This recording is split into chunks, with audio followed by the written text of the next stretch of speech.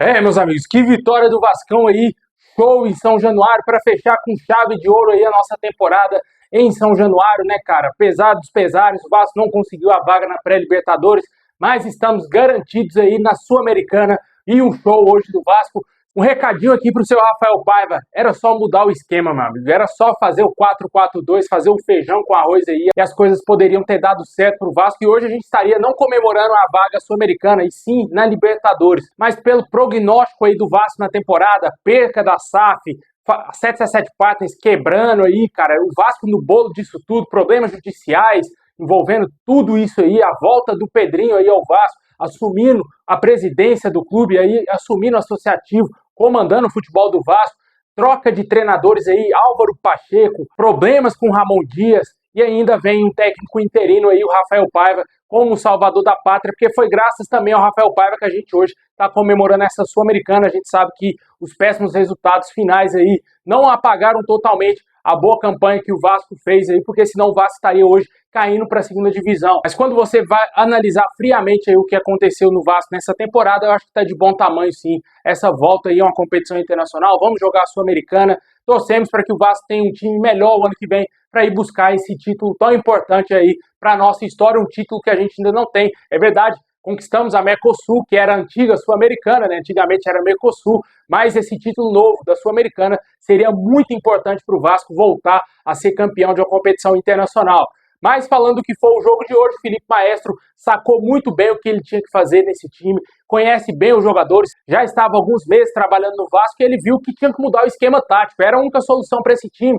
Já começou muito bem, né? Barrando o Emerson Rodrigues e também o Jean Davi, que sequer foram para o jogo, e mudou o esquema tático, colocando o Alex Teixeira como titular, colocando aí mais um homem no meio campo, que foi o Jair, que jogou muita bola, destruiu hoje o Jair, e manteve aí o restante dos jogadores. Também voltou com o Paulo Henrique na lateral direita, e o Vasco entrou no 4-4-2, tirando um atacante e colocando mais um meio-campista. E certamente essa formação pegou tanto os torcedores do Vasco e também o Atlético Mineiro de surpresa, que não conseguiu aí marcar os meio-campistas do Vasco. Você vê o Felipe Coutinho flutuando a todo momento no meio-campo, jogando o fino da bola, disparado hoje, o melhor jogo dele desde o seu retorno. Primeiro gol dele nessa volta aí a São Januário, voltando aí a balançar as redes com a camisa do Vasco no nosso estádio. Já tinha feito gol no Maracanã e também lá na Arena do Atlético. E agora fez o seu primeiro golzinho aí em São Januário, e o Verratti também voltando a balançar as redes, né, cara? Muito bom, muito importante aí essa vitória do Vasco. Dá uma tranquilidade pro Vasco conseguir aí jogar bem contra o Cuiabá.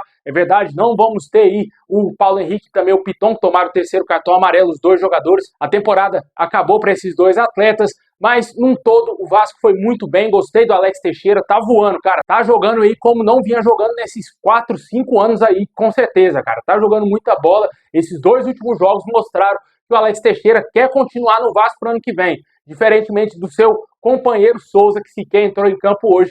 E além do mais, tivemos a reestreia do Paulinho, né, cara? Foi muito emocionante você ver um jogador que ficou todo esse tempo parado, todos esses meses aí longe dos gramados, uma gravíssima lesão, assim como a do Jair, voltando aos gramados, correndo, teve uma arrancada ali que ele poderia conseguir chegar mais à frente, né? O juiz não marcou a falta ali nele, mas é um jogador que eu tenho certeza que será muito importante para o Vasco em 2025, se Deus quiser aí, com a chegada do Grego, meu amigo, ó, vai lutar para ser campeão dessa Sul-Americana, Copa do Brasil e Campeonato Brasileiro, que é isso que a gente espera, e o Vasco voltando também a Libertadores já no ano seguinte, de 2026.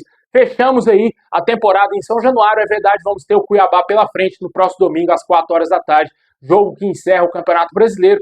E o que você achou desse jogo aí, meu amigo? O Vasco amassou o Atlético Mineiro, engoliu o Atlético Mineiro, vindo de uma ressaca muito grande, né? Depois de perder lá o título da Libertadores pro Botafogo, mas o Vasco foi muito superior ao Atlético Mineiro hoje. Vários jogadores jogaram muito, como por exemplo o Léo Pelé, né, cara? Não poderia deixar de elogiar o melhor zagueiro aí da rodada, né? Que com certeza, se ele não entrar na seleção dessa rodada, meu amigo, vai ter uma tramóia aí, né? Porque ele jogou muita bola, colocou o Hulk no bolso e certamente fez a melhor partida dele como profissional, não somente como jogador do Vasco, mas como profissional. Se ele tivesse jogado isso aí a temporada inteira, talvez o Vasco teria tomado metade dos gols que tomou. O Vasco talvez estaria hoje na pré-Libertadores da América, né? Mas são fatos. Infelizmente, o Vasco vacilou muito na temporada, muitos erros graves. E a diretoria do Vasco vai ter que começar o mais rápido possível esse planejamento. Não vamos continuar com o Felipe Maestro aí no comando do time. Vários jogadores vão deixar o Vasco, tem que reforçar essa equipe, porque, como eu disse, Vamos ter aí mais uma competição a mais na temporada, algo que não acontece desde 2020, que foi o último ano que o Vasco disputou a Sul-Americana, e esperamos aí que o Vasco monte um bom time, e claro, que o Grego chegue, né, cara? Você achou que eu não ia falar, né? Já entrando nesse assunto do Grego, finalmente saiu a entrevista dele ao Sky Sports. Em entrevista à televisão inglesa, ele confirmou que há discussões, sim, para comprar a SAF do Vasco, e ele revelou que ele pode falar é que qualquer coisa que ele se envolver será algo muito grande, precisa ser algo muito importante aí para que ele entre no negócio. A tradição é muito importante e sempre faz sentido para ele administrar ou possuir essa tradição nos clubes no qual ele está comprando, né? É assim lá no Nottingham Forest, no Olympiacos, o Rio Ave é um clube menos tradicional, um clube menor lá em Portugal, e o Vasco certamente será o maior clube do grupo, caso ele seja o nosso comprador, né? Ele deu exemplos aí que em grandes clubes onde estão falando de milhões de torcedores, e ele não gosta de utilizar a palavra comprei, né? Que ele não gosta de utilizar a palavra ter comprado o clube, já que ele entende que o clube é dos torcedores, que mexe aí com a paixão de milhões de pessoas, e ele não pode ver isso somente como negócio, e sim algo que move as pessoas. Isso é muito importante, né, cara? Porque a CSA7 Partners sempre foi extremamente fria com o Vasco. O Vasco nunca teve o amor necessário da empresa norte-americana e tampouco dos seus proprietários, né? Não tinha nem mesmo do CEO Lúcio Barbosa, que se dizia vascaíno, né, cara? Nem isso o Vasco tinha na época, e esse Grego certamente vai chegar aqui fervendo, vai chegar aqui com sangue quente para querer ajudar o Vasco aí a ir para as cabeças, né, cara? Voltar aí a conquistar grandes coisas. Certamente, se ele comprar a SAF do Vasco, não será para brincar como a CSA7 Partners fez. Ele disse que é muito importante em qualquer coisa que esteja envolvido ser um time que tem uma grande base de torcedores. E ele deu o exemplo lá de Portugal, do Rio Ave, que é um time menor, que tem uma torcida menor, mas ele disse que também precisa atualizar esse time para que ele seja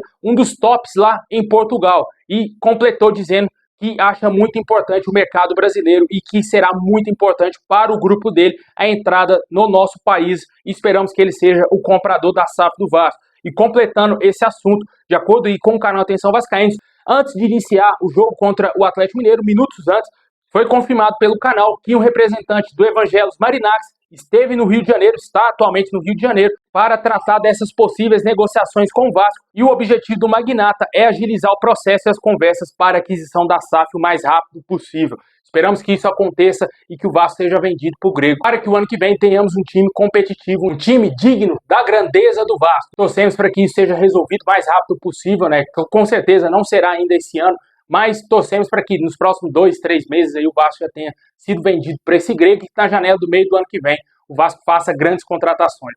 É isso aí, pessoal. Valeu por ter assistido até o final. Deixa o like, se inscreve, ativa o sininho, comenta aí o que você achou do jogo contra o Atlético Mineiro. 2-0 Vascão. Golaço do Verratti, golaço do Coutinho, né? Melhor partida do Coutinho desde que voltou ao Vasco. Tamo junto. É nóis.